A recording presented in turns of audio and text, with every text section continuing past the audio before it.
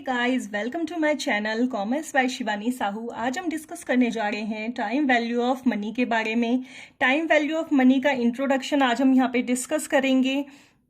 Present value की calculations कैसे की जाती है, फ्यूचर वैल्यू की कैलकुलेशंस कैसे की जाती है, आज इस वीडियो में ये सब हम डिस्कस करने जा रहे हैं। सो इस वीडियो को एंड तक ज़रूर देखिएगा और मुझे ज़रूर बताइएगा कि ये वीडियो आपको कैसी लगी। अगर ये वीडियो आपको अच्छी लगती है तो प्लीज़ इस वीडियो को लाइक कीजिएगा और मेरे channel commerce by Shivani Sahu को सब्सक्राइब कीजिएगा। So let's begin the class. Time value of money मतलब टाइम के अकॉर्डिंग मनी की जो वैल्यू है वो चेंज होती रहती है। इसी के बारे में आज हम यहाँ पे पढ़ेंगे। सपोज आज मेरे पास 100 रुपीज़ हैं, मैंने उन्हें कहीं डिपॉजिट नहीं किया, कहीं इन्वेस्ट नहीं किया, सो मुझे उस पर कोई रिटर्न भी नहीं मिलेगा। मैंने एज इट इज़ उसे रख दिया है। तो एक साल बाद जो मेरे पास 100 रुपीज़ होंगे वो आज की वैल्यू से कम होंगे। मतलब आज जो मेरे पास 100 रुपीज़ है उसकी वैल्यू ज़्यादा होगी फ्यूचर में जो मेरे पास 100 रुपीज़ होने वाले हैं उससे। ओके, इसे हम एक एग्जाम्पल के थ्रू यहाँ पे समझने की कोशिश करेंगे। सपोज मेरे पास यहाँ पे 100 रुपीज़ हैं प्रेजेंट ईयर में। ओके, अब इसे मैंने एज इट इज़ रख दिया है, कहीं इन्वेस्ट नहीं किया है, तो एक साल बाद भी इसकी वैल्यू कितनी रहेगी? 100। 2 साल बाद भी ये 100 ही रहेगा, 3 साल बाद भी ये 100 रहेगा। अब ये फ्यूचर में 100 तो रहेगा, लेकिन जो इसकी वैल्यू होगी, प्रेजेंट की जो वैल्यू होगी, वो फ्यूचर की वैल्यू से हमेशा ज़्यादा रहेगी। ठीक है, अब इन्हीं का ही जो डिफरेंस है वो हम यहाँ पे जानने की कोशिश करेंगे। सो यहाँ पे मैं कुछ एप्पल्स बाय कर रही हूँ, जो प्रेजेंट ईयर में जो इसकी वैल्यू है एप्पल्स की वो कितनी है? 10 रुपीज़ पर केजी। कितनी है?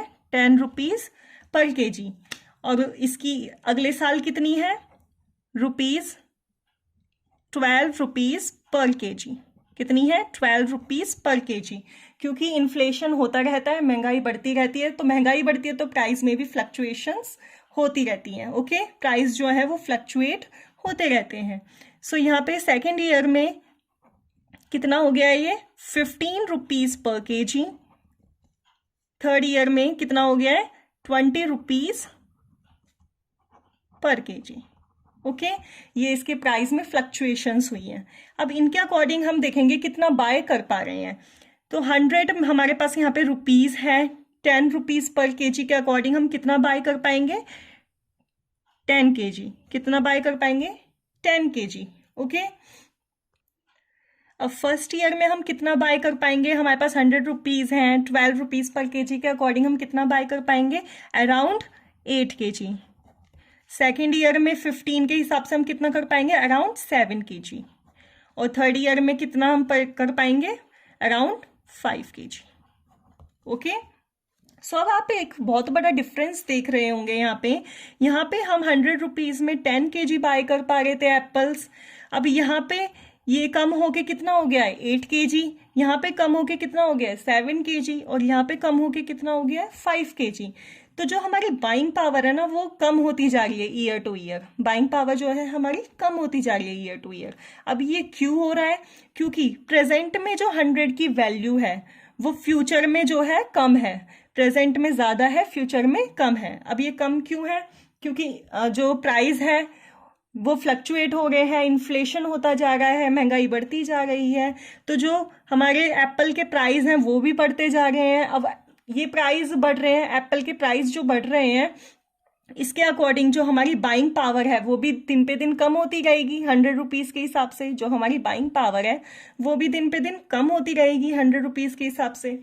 सो इसमें यही बताता है कि जो प्रेजेंट में आज हमारे मनी की वैल्यू है बाइंग पावर के अकॉर्डिंग, ओके, जो प्रेजेंट में आज हमारे मनी की वैल्यू है वो ज़्यादा है किससे? फ्यूचर से। फ्यूचर में वो वैल्यू कम रहेगी। ओके, आई होप आप सबको ये कॉन्सेप्ट समझ आ गया होगा। अब हम आगे बढ़ते हैं, यहाँ पे एक और एग्जाम्पल ले लेते हैं। सपोज हमने 2000 रुपीज़ डिपॉजिट करवाए हैं। 2000 रुपीज़ हमने बैंक में डिपॉजिट करवाए हैं। कितने % रेट ऑफ इंटरेस्ट से? 8% रेट ऑफ इंटरेस्ट से। ओके, 8% रेट ऑफ इंटरेस्ट पे। अब कितने साल के लिए? 2 साल के लिए, 2 ईयर्स के लिए। 2 ईयर्स के लिए हमने बैंक में डिपॉजिट किया है 8% रेट ऑफ इंटरेस्ट पे। सो हम इसे कैलकुलेट करते हैं यहाँ पे, और ये जो कैलकुलेशन होती है वो कंपाउंडेड होती है। जो फ्यूचर के लिए हम कैलकुलेट करते हैं वो कंपाउंडेड बेस पे करते हैं, और प्रेजेंट के लिए, प्रेजेंट पे जो हम कैलकुलेशन करते हैं वो डिस्काउंटिंग रेट पे करते हैं। ठीक है, ये कंपाउंडेड रेट पे कर रहे हैं हम फ्यूचर के लिए, और प्रेजेंट के लिए जब हम करेंगे तो वो डिस्काउंटेड रेट पे करेंगे। ओके, सो हम देख लेते हैं हमने कितना डिपॉजिट किया, 2000 रुपीज़। रिसेंटली हमने कितना डिपॉजिट किया है, 2000 रुपीज़। अब हमें कितना इंटरेस्ट पे कर रहे हैं, 1 साल बाद हमें कितना इंटरेस्ट पे किया है इन्होंने, 2000 पे 8%, कितना इंटरेस्ट पे किया है 2000, 8%, यहाँ पे कितना हो गया है 160 रुपीज़।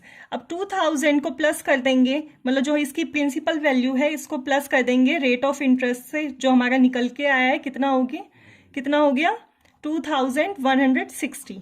कितना हो गया 2160। अब हम सेकेंड ईयर की कैलकुलेशन करेंगे।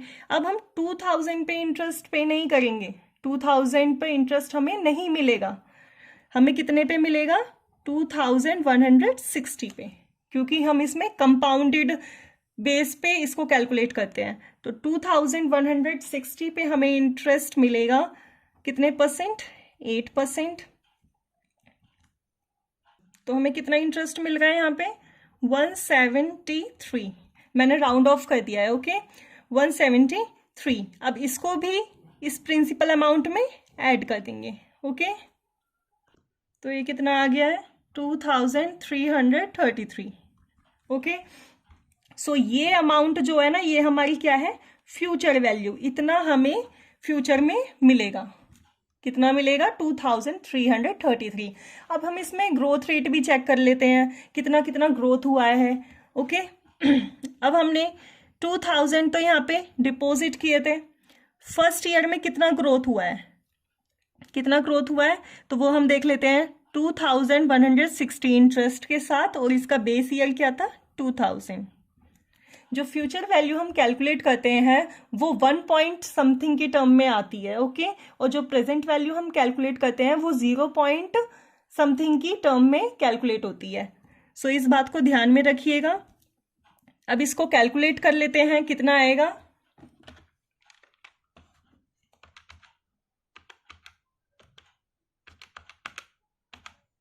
कितना आ गया 1.08, मतलब इतने रेट का ग्रोथ यहाँ पे हुआ है फर्स्ट ईयर में। अब सेकेंड ईयर में इसका ग्रोथ रेट देख लेते हैं।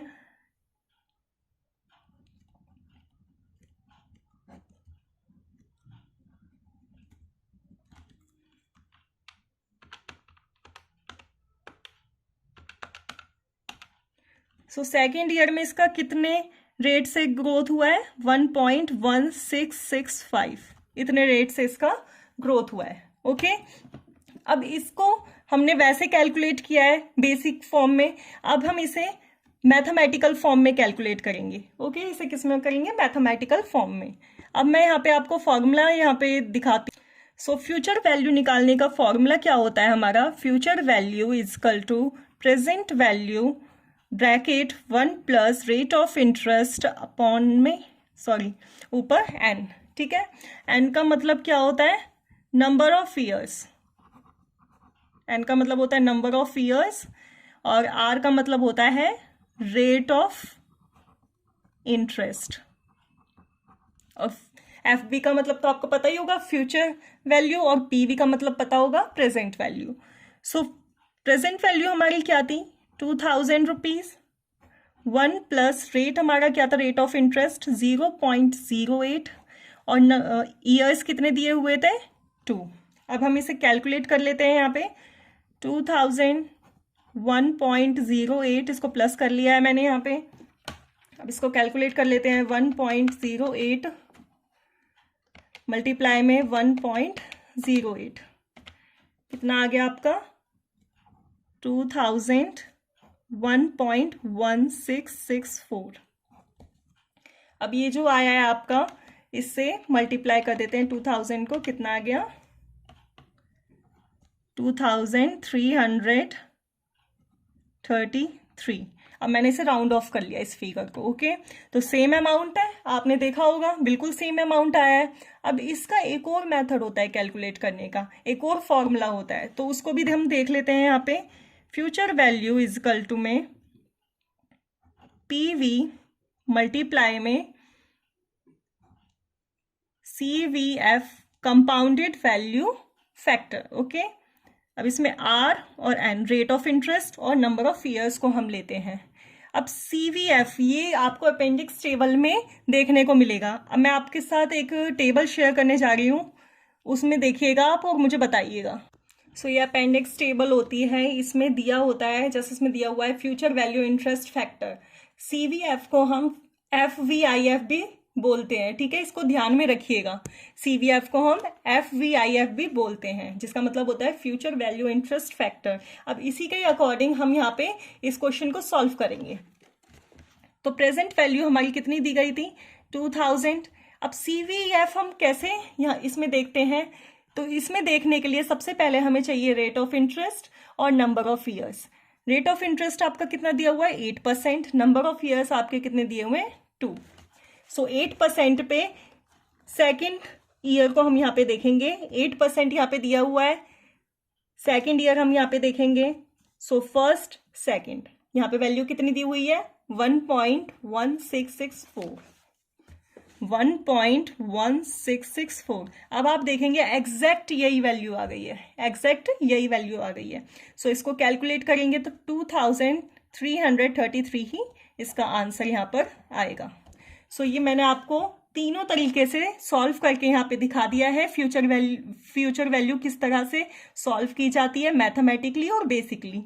ओके, आई होप आप सभी को ये समझ आ रहा होगा। मैं यहाँ पे बहुत ट्राई कर रही हूँ कि आपको अच्छे से समझा सकूँ। अभी मैंने रिसेंटली अपना यूट्यूब चैनल स्टार्ट किया है, सो मैं बहुत कोशिश कर रही हूँ ताकि आप सभी को समझ आए बहुत अच्छे से। और आप मुझे ज़रूर बताइए कि मैं आपको किस